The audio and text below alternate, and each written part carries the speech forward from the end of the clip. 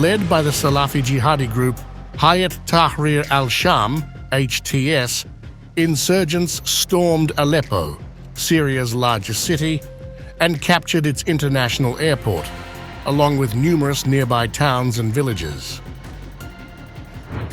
Footage from the scene shows insurgents at the abandoned Aleppo International Airport, where charred aircrafts sit on the tarmac. They are seen standing triumphantly on a Syrian flag while inspecting several aircraft and abandoned military equipment. Empty boxes and weapons are scattered across the airport as insurgents tear down posters of President Bashar al-Assad, symbolizing their dominance and defiance. Symbolizing their newfound control, insurgents filmed themselves inside a Syrian presidential palace reportedly belonging to Assad in Aleppo.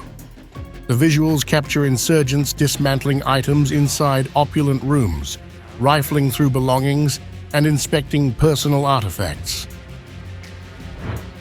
A sweeping shot reveals a grand hallway adorned with a portrait of Bashar al-Assad, while insurgents explore the palace's marble staircase and spacious bedrooms, including a luxurious ensuite bathroom.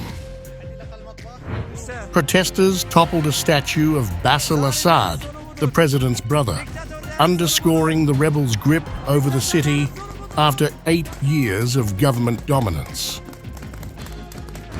Syria's military responded with airstrikes and rushed reinforcements to the northwest. The Russian Ministry of Defense confirmed conducting air raids targeting rebel-held areas.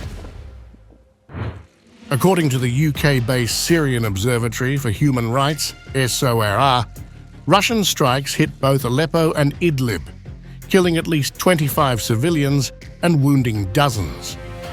Among the casualties were 12 people at a hospital in Aleppo, SORR reported.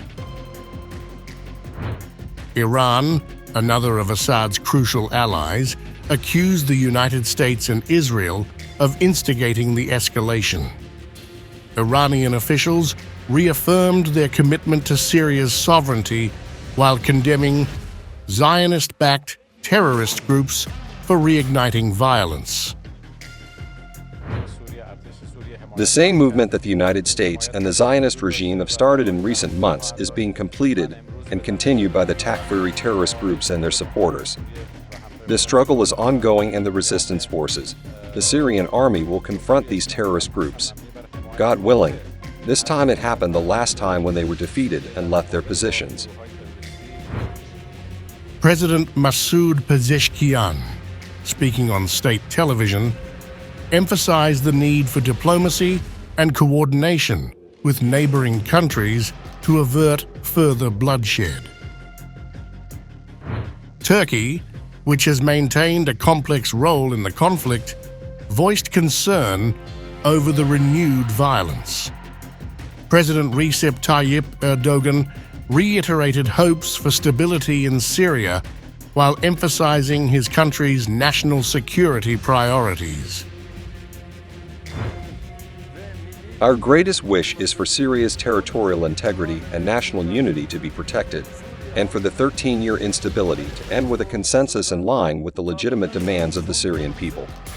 We are following and analyzing the process on the ground on a moment-by-moment basis within the framework of our country's national security priorities, and we are taking all necessary measures to prevent any action that would undermine these.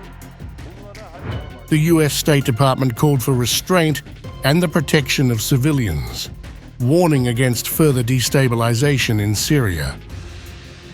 But in all of our conversations with countries in the region, we continue to urge every country to use any influence it has to press for de-escalation.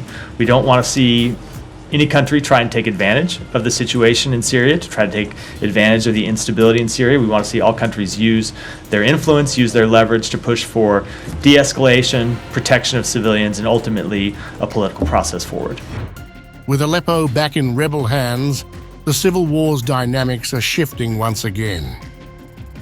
Whether this offensive signals a turning point or a temporary victory for the insurgents remains uncertain, as regional and global powers scramble to adjust their strategies in the fractured nation.